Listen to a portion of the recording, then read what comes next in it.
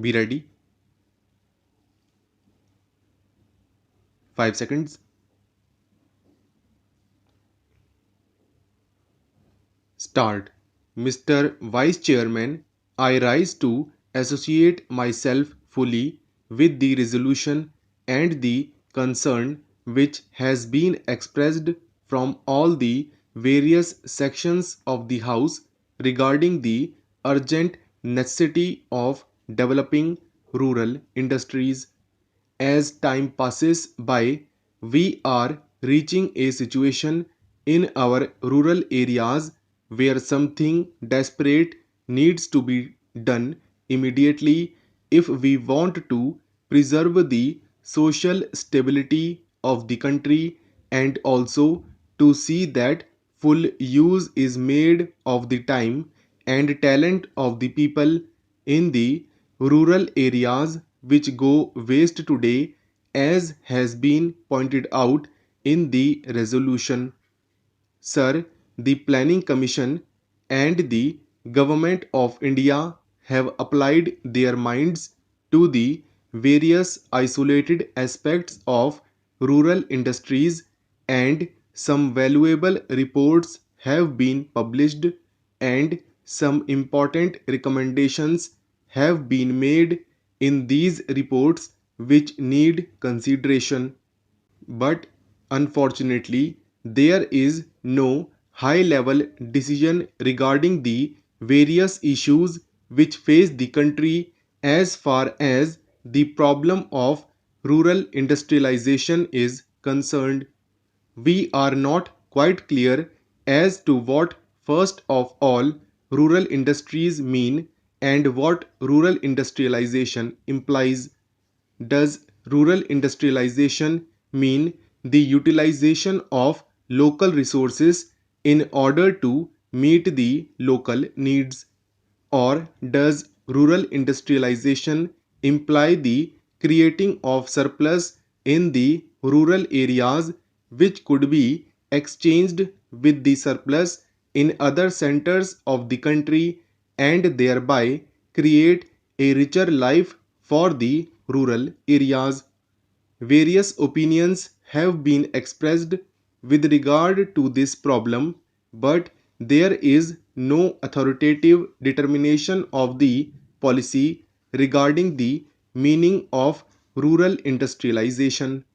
It has been suggested that if such import of capital and skill from urban centers were to mean merely the multiplication of industrial centers in the rural areas, such an industrialization of the rural areas would nullify the advantages that are likely to accrue as a result of the rural industrialization.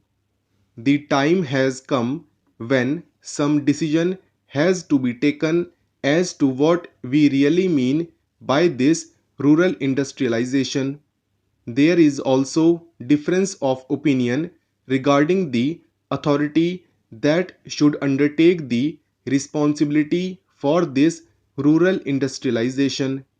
From the literature that has been published in this connection, it is quite obvious that two distinct and powerful schools have developed regarding this issue.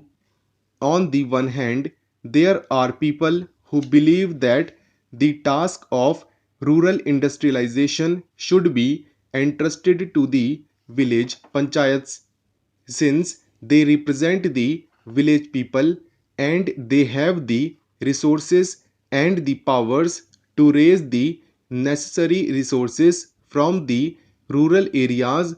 The panchayats, it is felt, are the competent authorities to deal with the problem of rural industrialization. Equally strong, it has been argued by others that cooperatives are the right answer to the question as to which should be the authority that should deal with rural industrialization. I may also mention that there is a third school which believes that the import of private capital and private skill into the work of rural industrial development is the real answer to the problem which we face in the matter of rural industrialization. Here again, some authoritative determination of the policy has become necessary because, in the absence of such a policy, ad hoc decisions are taken which sometimes cancel each other, and therefore the rapid progress which we hope and wish for in rural industrialization becomes impossible. Then again, there is the further question of protection that may be necessary for rural industries in view of the lack of the internal economy from which rural industries would suffer, whatever may be the answer to the first two questions. Professor Malkani has already referred to this question and various suggestions have been put forward.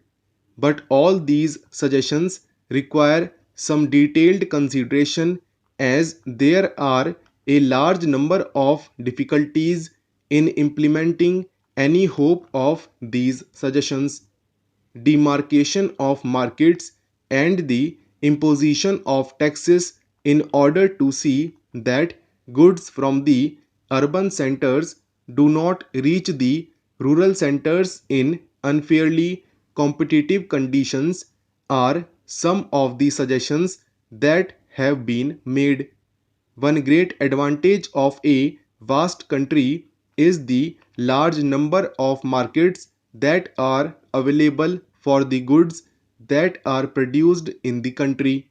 However, if these markets are artificially restricted and goods are not allowed to move from one center to another, I am afraid more problems would be raised than solved if this protection is sought to be given in this manner. Yet, protection has to be given to the rural industries if these rural industries are to develop. Therefore, serious and competent thinking is necessary in this connection, and again, time is running fast.